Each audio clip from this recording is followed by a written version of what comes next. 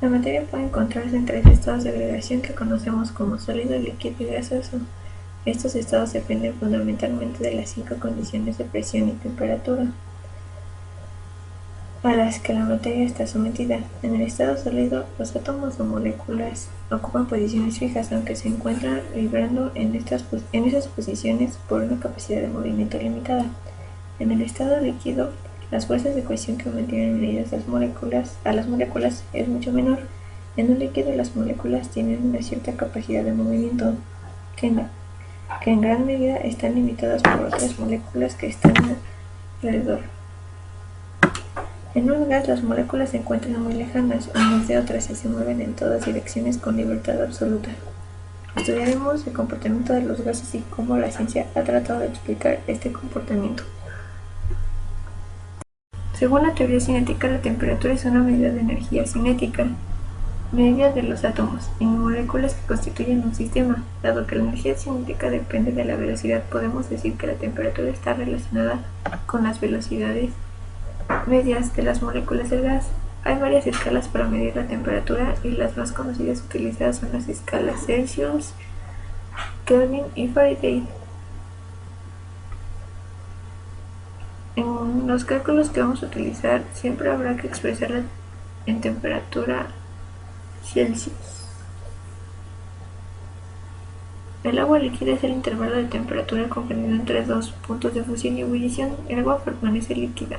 Este intervalo se divide en 100 partes o grados en las escalas Celsius y Kelvin, mientras que en la escala Fahrenheit se divide en 180 grados.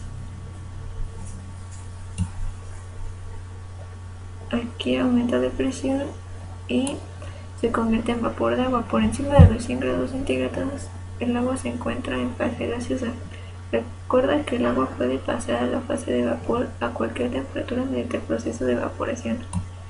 Cuando baja la temperatura, el hielo por debajo de los 0 grados centígrados, el agua se encuentra en un estado sólido, es decir, como hielo. Observa que en la escala Kelvin no existen temperaturas negativas, ya que en esta escala asigna el valor cero a la menor temperatura posible.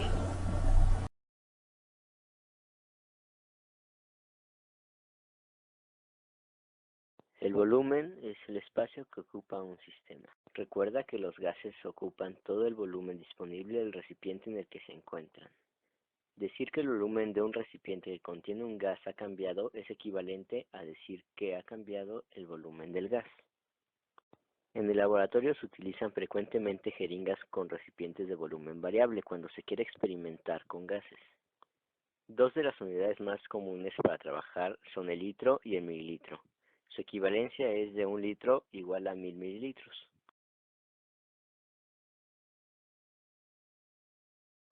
La cantidad de gas está relacionada con el número total de moléculas que se encuentran en un recipiente. La unidad que utilizamos para medir la cantidad de gas es el mol.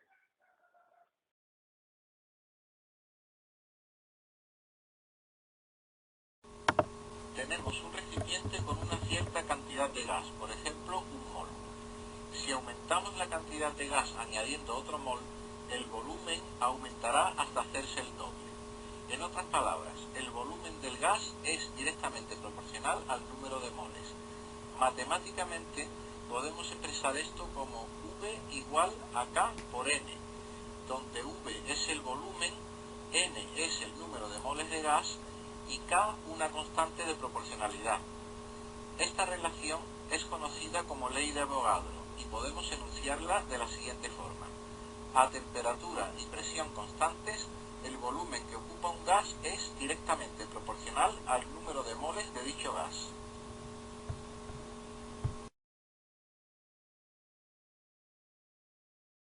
En 1738, Daniel Bernoulli dedujo la ley de Boyle aplicando a las moléculas las leyes del movimiento de Newton, pero su trabajo fue ignorado por más de un siglo. En el periodo entre 1848 y 1898, Joule, Clausius, Maxwell y Boltzmann desarrollaron la teoría cinético-molecular, también llamada teoría cinética de los gases, que se basaba en las ideas de que todos los gases se comportan de la misma manera en lo referente al movimiento molecular. y con esto revivían las ideas sostenidas por Bernoulli. La teoría cinética de los gases se basa en los siguientes postulados. 1. Los gases están constituidos por partículas que se mueven en línea recta y al azar. 2. Este movimiento se modifica si las partículas chocan entre sí o con las paredes del recipiente. 3. El volumen de las partículas se considera despreciable comparado con el volumen del gas. 4. Entre las partículas no existen fuerzas atractivas ni repulsivas. El siguiente simulador muestra el número de choques contra una de las paredes del cubo y el tiempo transcurrido. La cantidad de choques por segundo o frecuencia se va calculando dividiendo la cantidad de choques entre el tiempo transcurrido. En cada choque se aplicará una fuerza sobre la pared que dependerá de la masa y de la velocidad de la molécula, y la relación entre esta fuerza y la superficie de la pared nos daría la presión. La presión está relacionada con la frecuencia de estos choques, ya que de ella dependerá la cantidad total de fuerza que se aplique sobre las paredes en cada unidad de tiempo. Para facilitar los cálculos vamos a comenzar considerando lo que es en la dirección X y luego la ampliaremos a las tres direcciones. B es igual a Bx más By más Bz. Cuando la molécula choca contra la pared, su cantidad de movimiento P sufre una variación de Bx es igual a menos Mbx menos Mbx es igual a menos 2Mbx. Como la cantidad de movimiento se conserva, la pared se habrá transferido, P es igual a 2Mbx. Y como la P es igual a Ft, podemos calcular la fuerza que la molécula ha ejercido sobre la pared. F1T es igual a 2Mbx. Este resultado muestra que la presión es proporcional al número de moléculas por unidad de volumen y a la energía cinética translacional promedio de la molécula, un medio mv al cuadrado. Debido a que en un gas el número de moléculas es del orden de 10 a la 23, la cantidad de movimiento transferida a la pared es constante y uniforme en todos los puntos en situación de equilibrio térmico. Es un gas es la misma en todos los puntos del recipiente cuando existe un equilibrio térmico.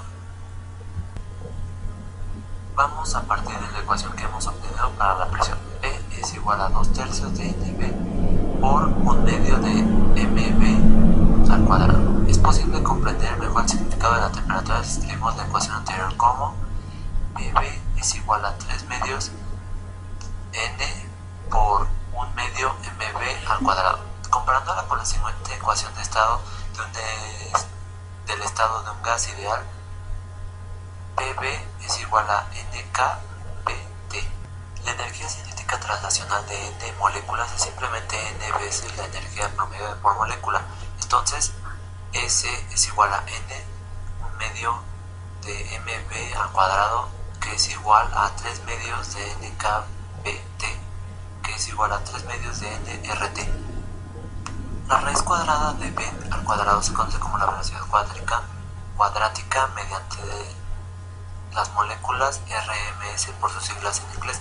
Para la velocidad RMS tenemos velocidad RMS es igual a la raíz cuadrada de velocidad al cuadrado, que es igual a raíz cuadrada de 3kBt sobre m, que esto es igual a raíz cuadrada de 3rt sobre m. De aquí encontramos que t es igual a 2 sobre 3kb por 1/2 de mv al cuadrado.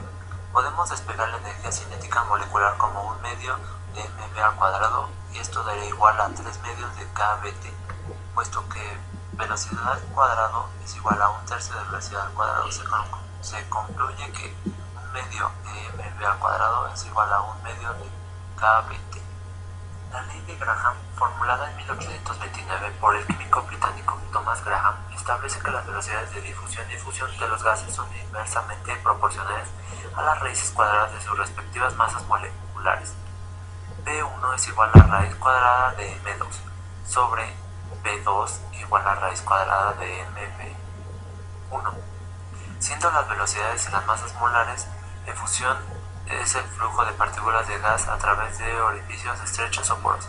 Se hace uso de este principio en el método de fusión de separación de isótopos. El fenómeno de fusión está relacionado con la energía cinética de las moléculas. Gracias a su movimiento constante, las partículas de una sustancia se distribuyen uniformemente en el espacio libre. Si hay una concentración mayor de partículas en un punto, habrá más choques entre sí.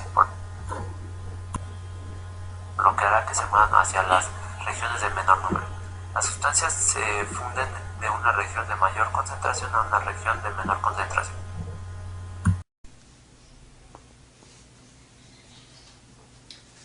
Voy a explicar la ley de Charles, en donde T1 por B1 es igual a T2 por B2, en el que T es temperatura y B es volumen. Al incrementar la temperatura de la energía cinética de las moléculas del agua, va a expandir y va a tener un mayor volumen. Entonces voy a explicar un experimento sobre la ley de Charles, en el que al calentar el fondo de la botella, va a hacer que el globo de la punta se infle, porque el gas se va a expandir, como ahorita podrán ver.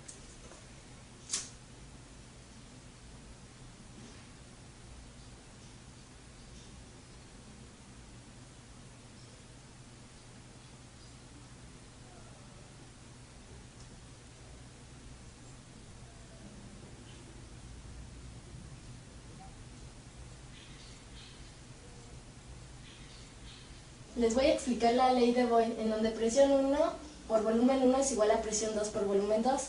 Les voy a explicar el siguiente experimento, en el que tienes una presión determinada, en el cual el embolo está presionando el globo, y eso hace que el globo esté desinflado. Pero cuando el embolo lo haces al sentido contrario, o sea, lo haces hacia atrás, eso hace que la presión disminuya y el volumen aumente. Como lo podrán ver ahorita.